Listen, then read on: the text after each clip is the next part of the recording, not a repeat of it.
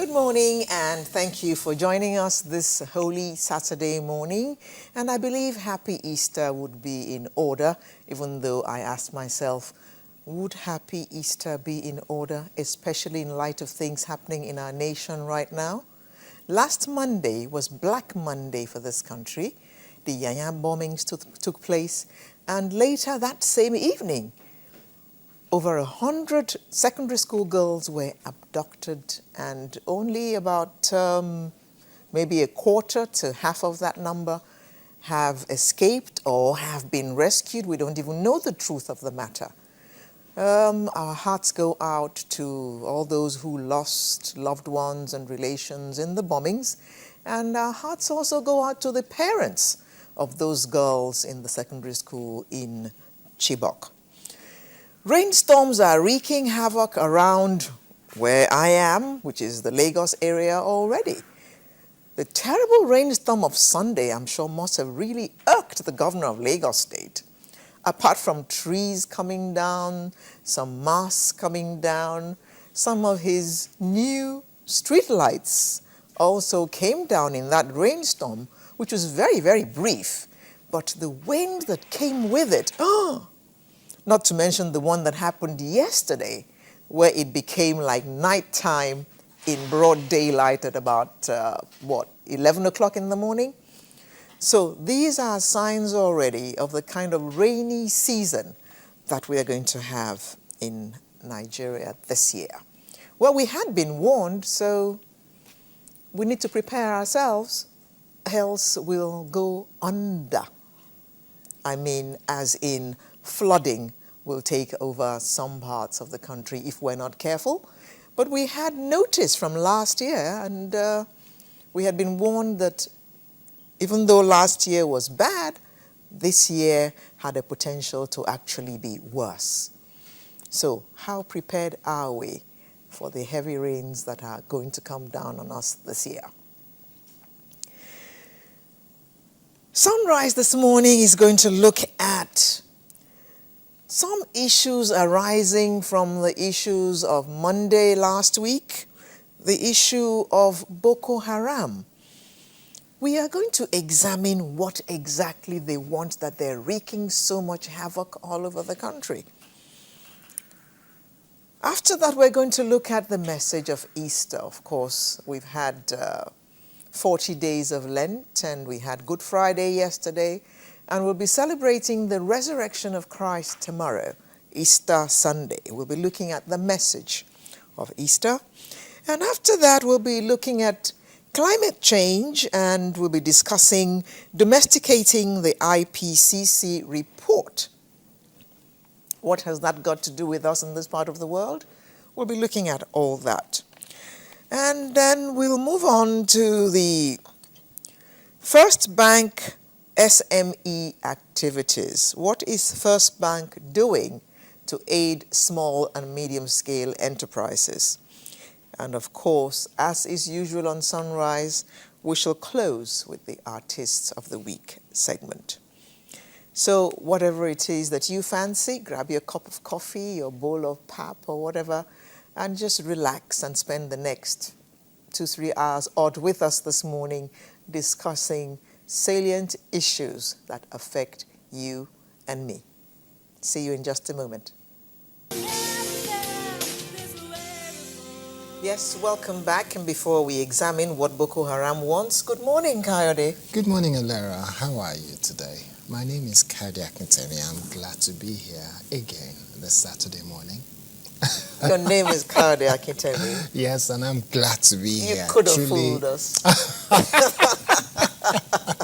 It hasn't changed since the last time I was on this show. Okay. Nothing has changed. Okay, well, there's a bit of traffic, people leaving Lagos for the rest of the Easter holidays, so there's a bit of traffic on the way out of town. Yes. So all is forgiven. Thank you very much. You are ever so kind. Thank you. Really appreciate that. Let's move straight on to our first topic today, and we're going to be examining, or we're going to try and work out exactly what it is that this group, whom we have dubbed Boko Haram, but what exactly it is that they want, that there's this permanent bloodshed going on in the land, Their name actually translates to people committed to the propagation of the Prophet's teachings and jihad. But we have dubbed them Boko Haram, which means Western education is sinful. But whatever it is that we call them, the person whom we believe is their founder, Muhammad Yusuf, was killed in 2009, and that didn't seem to deter them any. There have been a spate of killings, especially in the northeast of Nigeria, and last week the mayhem actually moved to the capital city. To look at what it is that is going on, or to try and analyze it for us this morning, it's my pleasure to welcome the Senior Special Assistant to the President on Public Affairs, Dr. Okupe. Good morning. Good morning. Good to have you live in the studio in Lagos for a change. It's my pleasure. Thank you for coming. It's great to have you Last here. time I spoke to you, you were supposed to be in the UK. Yes, but Nice back to have in you back town too. now. Yes. On my right, it's my pleasure to also welcome a journalist, Mr. Shola Ojeusi. Good morning, and thank you for coming, as well as a legal practitioner, Mr. John Oloyede. Good morning. Good morning, and thank you all for coming. In spite of the holiday, you still honored our invitation. Thank you very much.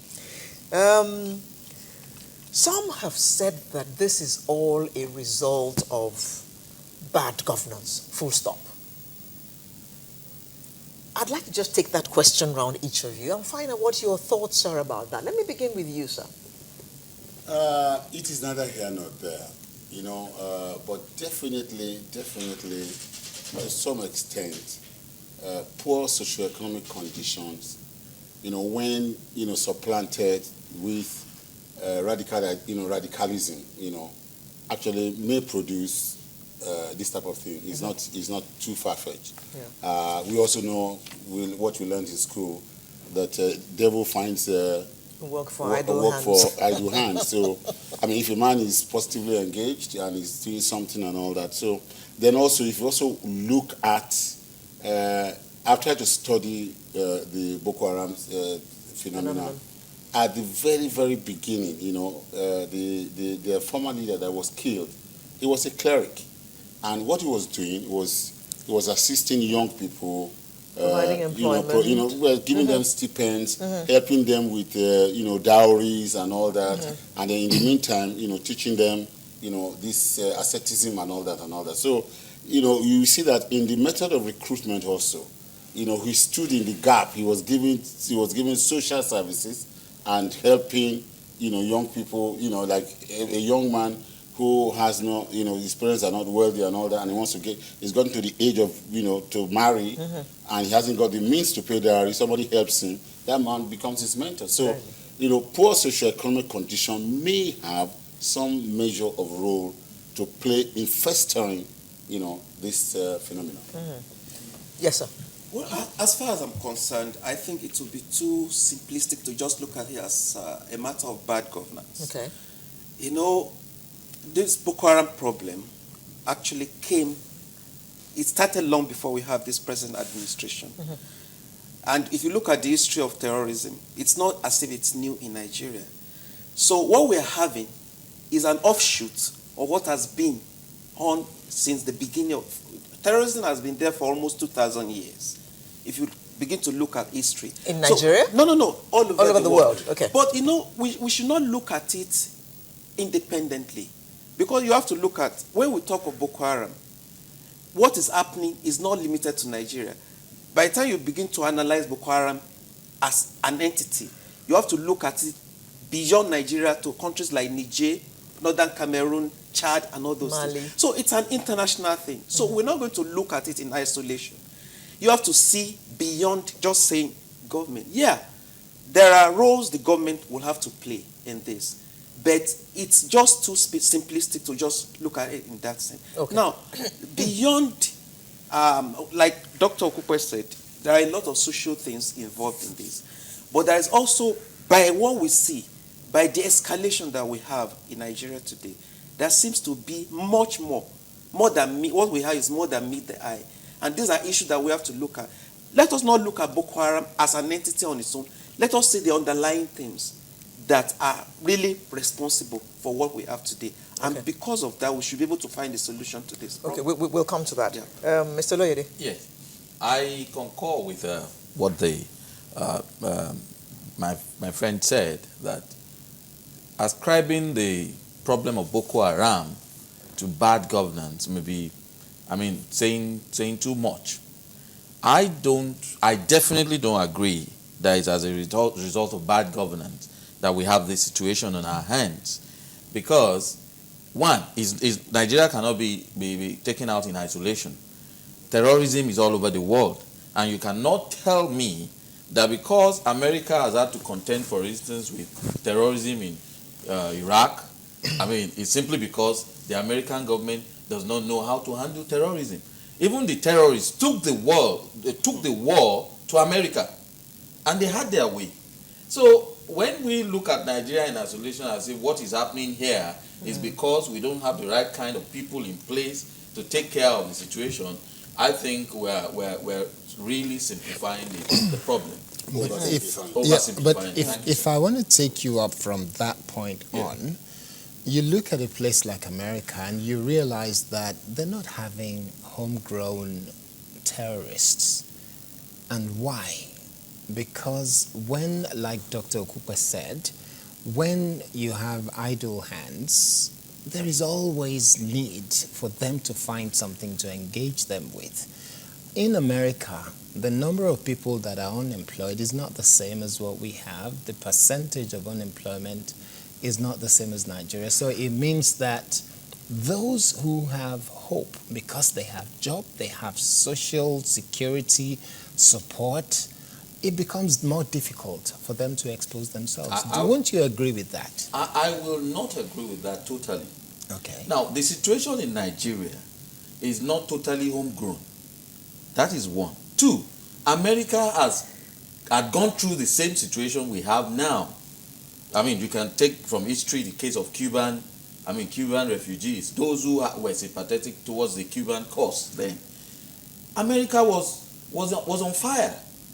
The Cubans who were sympathetic then, they were bombing all the places. The government didn't know what to do. It took years. It's something that went on for like 10, 15 years before eventually they could nip that problem in the bud. Because some people felt that the American policy towards Cuba then was bad. America was stifling the Cuban government. And so there were people within America who felt that could not be allowed. In the Nigerian situation of today, we know that our borders are porous. We must appreciate the fact that some of these elements come in from outside, they recruit Nigerians, take them out and train them. It's even in the papers today. So it is not as if, strictly speaking, the terrorists we have in our midst are homegrown. No. They come into our porous borders, they train these children. Many of them they're from Niger, from Cameroon. But they are avowed, they have made up their mind that Nigeria will not know peace.